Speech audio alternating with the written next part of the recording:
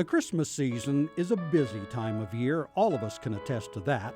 Not only are we faced with the hubbub that goes along with shopping for gifts, but there's also the decorating. Lots and lots of decorating. Topping the decorating list? Why, the Christmas tree, of course.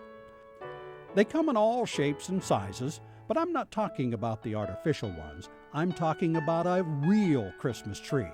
You know, the ones that come with that special aroma only a real Christmas tree can bring into our homes. You really didn't think I was going to promote a plastic tree, did you? Anyway, North Carolina is the second largest grower of live Christmas trees in the U.S., and you'll find most of them in the mountains. In some parts of the mountains, it's hard to drive 5 minutes without a hillside full of Christmas trees. Johnny Wishon grows Christmas trees on some of those hillsides, but we're not talking about a few trees. He's got thousands of trees planted on several mountainsides. Well, I've got about 300,000 Fraser firs in the ground right now, and Fraser fir is probably 95% of my production. And they range anywhere in size from a foot tall that we just planted this year all the way up to 10 to 12 feet tall. 300,000 trees over that range. We harvest between 25 and 30,000 trees a year. Yes, Christmas trees are a cash crop, but with a big distinction. Unlike growing tomatoes, cucumbers, and other seasonal crops, Christmas tree farming is a long-term investment. It really is. It takes about 10 years before you totally clear a field. And also what people don't realize is the seedling that we plant can be up to 5 years old. So if it's taken you 10 years to harvest, totally clear a field from harvest, and the seedling was 5 years old when you planted it in the ground, those trees are actually 15 years old from the time it was a seed. And no, you don't just plant Fraser firs, walk away, and come back a decade later to harvest them. Taking care of the trees is a year-round job. It's a very labor-intensive process. We are constantly fertilizing. We manage our ground cover.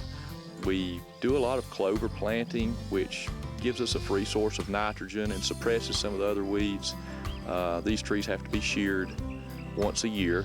So by the time you do all that, times 300,000, it's a year-round job. Like other farmers, Christmas tree growers have their share of pests that can cause a fair amount of damage, including one that is not a bug. Well, we do have a lot of deer pressure here in our county. Males like to rub their antlers on them and tear the trees up.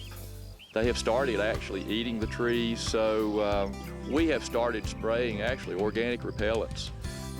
Johnny Wishon's Christmas trees can be found at plant nurseries and various other retail outlets up and down the East Coast. You might be surprised to know that you can also find his Christmas trees outside the U.S. We have one of our really good customers down in Caracas, Venezuela. And evidently Christmas comes early in Venezuela because we have to always cut these trees really early. And I actually started this business from scratch myself. Got really interested in the Christmas tree business, and actually even before I graduated from college, started planting just a few trees myself. I really didn't know where I was going to end up after I got out of college, but I thought I'd have a little bit of, I guess you'd call it sideline income.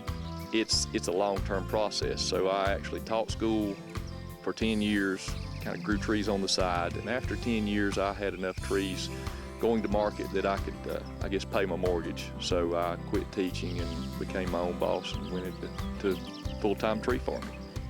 I think I was made to do this. This is what I love, and so I enjoy growing the trees. I enjoy seeing the progression from the time they're a seedling to maturity. It's amazing how these trees change from year to year. Now, if you think it's a good idea to support our farmers, think about buying a real Christmas tree. You know, the ones that bring that special holiday aroma into our homes.